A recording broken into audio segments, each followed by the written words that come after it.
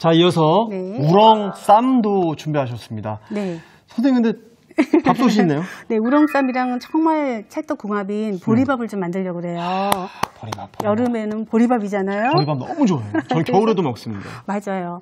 보리는 5월, 6월에 추수해서 네. 한여름에 먹는 작물이기 때문에 자체적으로 굉장히 차가운 성분이 있어요. 네. 그래서 여름에 딱 맞는 작곡이죠. 맞아요. 네, 맞아요. 화장실 잘 못 가시는 분들 보리밥 먹으면 너무 좋습니다. 네, 예. 섬유질도 많고요. 그래서 오늘 보리밥 만드는 노하우를 좀 알려드리려고 그래요. 네. 제가 이제 조금 불려왔는데요. 네. 꽁보리밥은 정말 보리로만 밥을 하는 거예요. 아. 네, 그러면 이제 구수한 맛은 있는데 입에서 너무 날아다니는 거죠.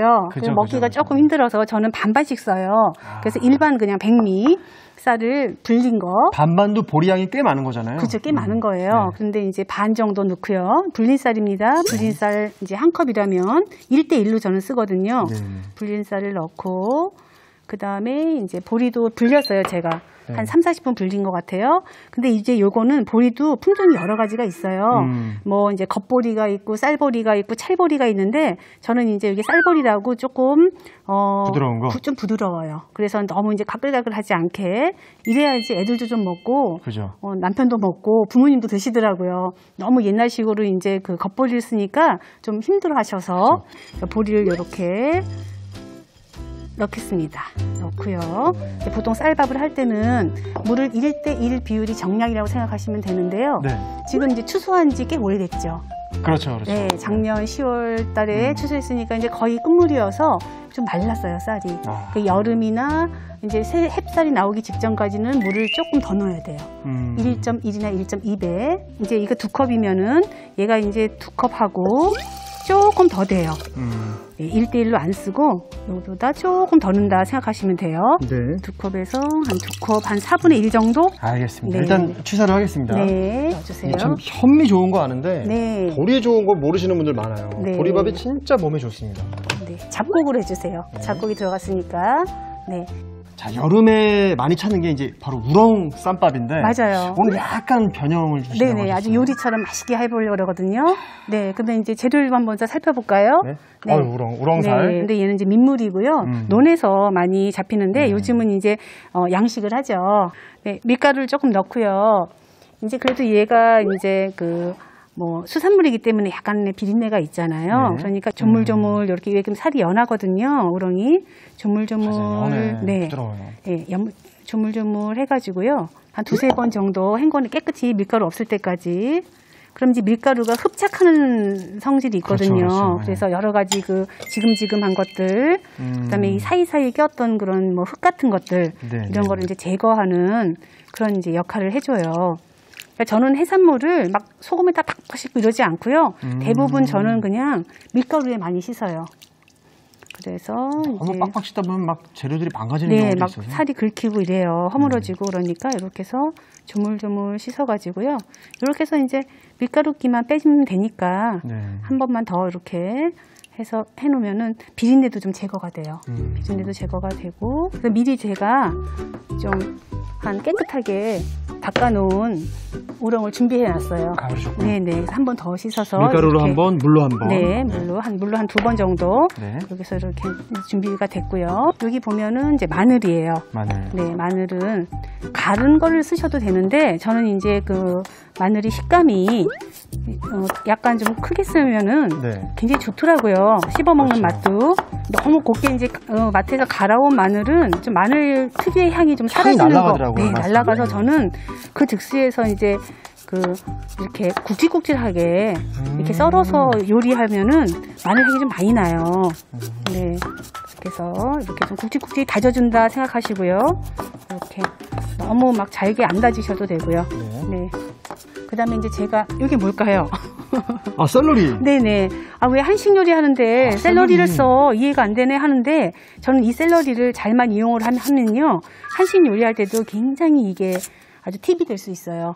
약간 씁쓸한 맛을 내잖아요. 향이 좀 강해서 한식 음식에는 안 어울릴 텐데 하지만은 얘가 익으면은요 그 냄새가 없어지고요. 이런 해산물 같은 거 수산물이랑 같이 쓰면요 비린내를 확 잡아줘요. 네네. 그래서 저는 이 샐러리를 이제 여기저기에 생선 요리할 때도 많이 쓰고 그다음에 이렇게 수산물, 해산물 요리할 때도 많이 쓰거든요. 오늘은 조금 굵은 다지기를 할 거예요. 네. 가로 세로 한 0.5mm 정도. 네. 그래서 입자가 좀 보이게 이렇게 준비를 하려고 그래요. 샐러리를. 와, 샐러리가 들어가는 네네. 우렁쌈. 네. 그다음에 요즘은 이제 뭐 오이고추, 풋고추 해서 이렇게 오이고추. 굉장히 이제 크죠. 요즘 이제 고추 좋을 때니까 네. 고추도 저는 그 씨를 꼭 먹자는 주의예요. 네. 아, 씨의 영양도 또 놓치지 씨에 않으시는구나. 비타민 C가 훨씬 8배, 9배가 많이 들었거든요. 그래서 풋고추. 자연요리 연구하신 만큼. 네. 저는 그냥 애지간하면 껍질째 다 먹자는 주의예요. 그리고 사실은 그 맛이 향이 그 껍질에 많이 들어있거든요. 효소가 많다 그러더라고요, 껍질에도. 네. 왜냐하면 이제 채소들이 자기를 보호하기 위해서 모든 자기의 그 영양가를 바깥으로 보내는 그런 성질이 있어요. 그래서 껍질 다 까고 드시지 말고요. 드실 수 있는 것들은 다 껍질째 먹는 걸로. 네. 그다음에 속에 있는 이 씨도 굉장히 좋아요. 그래서 이렇게 해서 네, 이것도 굵직굵직 다지시면 됩니다. 네. 그러면 다 됐으니까 한번 볶으러 가볼까요? 네. 네. 들기름 좋아하시면 들기름, 참기름도 괜찮아요. 근데 네. 저는 그냥 있는 거 식용유 좀 넣고요. 여기서 포인트가 하나 있어요. 여기 이제 우렁쌈은 된장에다가 이렇게 빠글빠글 끓여서 나오잖아요. 네. 된장을 먼저 볶는구나. 볶는데 볶을 때 아까 우리가 굵직굵직 다져놓은 마늘 있죠? 예. 마늘도 같이 넣을게요. 아, 네네. 마늘을 꽤 많이 준비했는데 네네. 이걸 같이 네. 넣는구나. 마늘하고 된장을 기름에다가 한 2, 3분 정도 중약불에서 충분히 볶아줘요. 그러면은 우리 왜 짜장 소스 만들 때 춘장 볶죠. 춘장을 네. 볶는 것과 안 볶는 거는 네, 차원이 다르죠. 차원이 다른 것처럼 된장을 살짝 볶아서 요리를 하면 훨씬 그 된장의 깊은 맛을 끌어올리고요. 예. 된장의 또 쿰쿰한 맛은 없애주고요. 그런 효과가 있거든요. 선생님 그럼 2, 3분이면 근데 꽤 길게 볶는 건데. 네, 그러니까 타거나 하진 않나요? 그래서 이제 중약불로요. 너무 세지 않은 불에서 타지 않을 정도로 이렇게 박으면서요. 이렇게 볶으면은 마늘도 기름에 볶으면 마늘 기름이 이제 쭉 나오면서 마늘 향이 나오고 된장은 된장대로 감칠맛이 확 올라가요. 마늘 냄새와 된장 구수한 냄새가 올라오죠. 네, 그럼 이제 나머지 채소들을 넣어볼게요. 채소 들어갑니다. 네네. 자, 고추 있고요. 네네. 샐러리 있고. 샐러리가 좀 더 딱딱하니까 샐러리 먼저 조금 볶고요. 네. 이 양은 정해지진 않았어요. 근데 이제 샐러리를 좋아하시면 더 많이 넣으셔도 되고요. 나는 뭐 굳이 샐러리보다는 풋고추가 맛있어 하면 또 풋고추도 듬뿍. 근데 이제 채소는 볶으면 양이 팍 줄잖아요. 네. 그래서 이렇게 하셔도 됩니다. 야, 이거 매운 거 좋아하시는 분들은 청양고추 이만큼 넣어서 해도 재밌겠다. 그러면 아주 너무 매콤하죠. 네. 아주 그냥 매운맛을. 네. 아, 이게 또 고추에서 물이 나와서 또 타지 않게 도와주네요. 네, 그렇습니다. 여기 이제 좋아하는 채소들, 여름 채소를 마음껏 넣으셔도 돼요. 네. 그 다음에 이제 조금 잦아들었죠. 채소가 숨이 죽었죠. 네. 그러면은 이제 우렁을 넣는 거예요. 선생님, 보통 우렁 된장할 때 다시물을 넣던데 오늘 물이 안 들어가나 봐요. 네, 오늘은 마르게 볶으려고 그래요. 마르게 볶아서 상추나 채소 이런 데 싸먹으려고 그러거든요. 네. 수분을 잔뜩 머금고 있는 재료들을 이용하시니까 물이 따로 들어갈 필요가 없나 봐요. 네, 따로 안 써도 됩니다. 네, 잘 어우러지고요. 이제 어우러지기 시작하면 나머지 그 양념들 주세요. 네, 자, 고추, 설탕, 참기름이 남아있습니다. 네네. 약간 매콤하게 고춧가루 조금 더해주시고요. 네.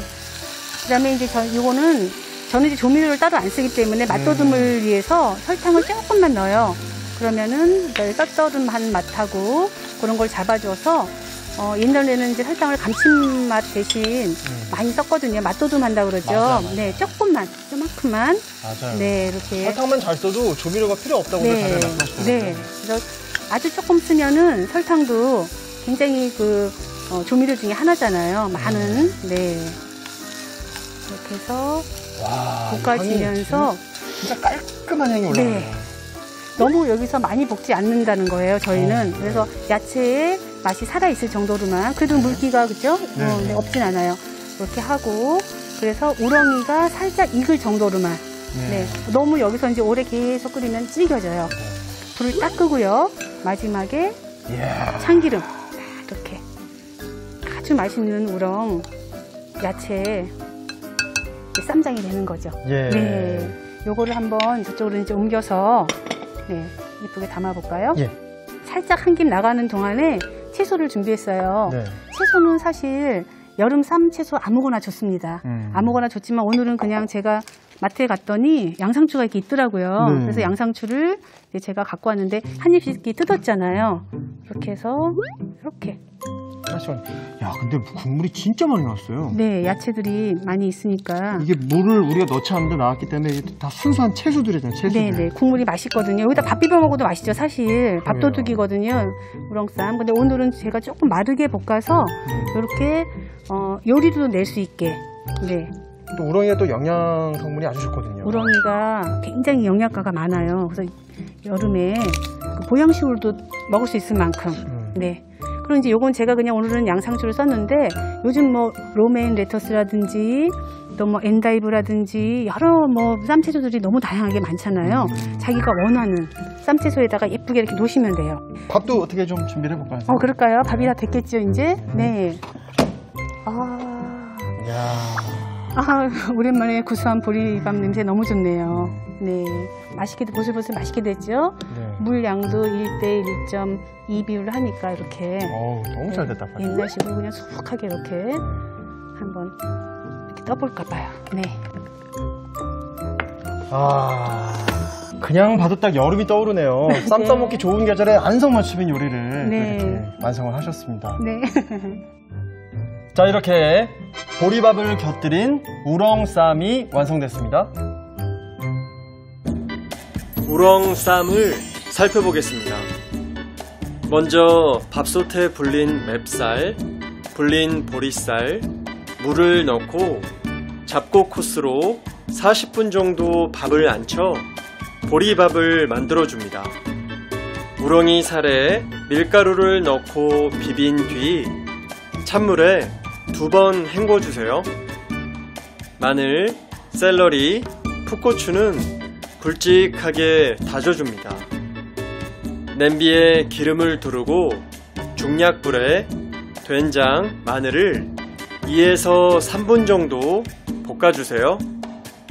여기에 샐러리, 풋고추, 우렁이 살을 넣고 볶다가 고춧가루, 설탕을 넣어줍니다. 우렁이 살이 익으면 불을 끄고 참기름을 둘러주세요. 그런 다음 양상추에 볶은 우렁이 살을 한 숟가락씩 얹어 그릇에 담아줍니다. 마지막으로 그릇에 보리밥을 담아 곁들여주면 우렁쌈이 완성됩니다.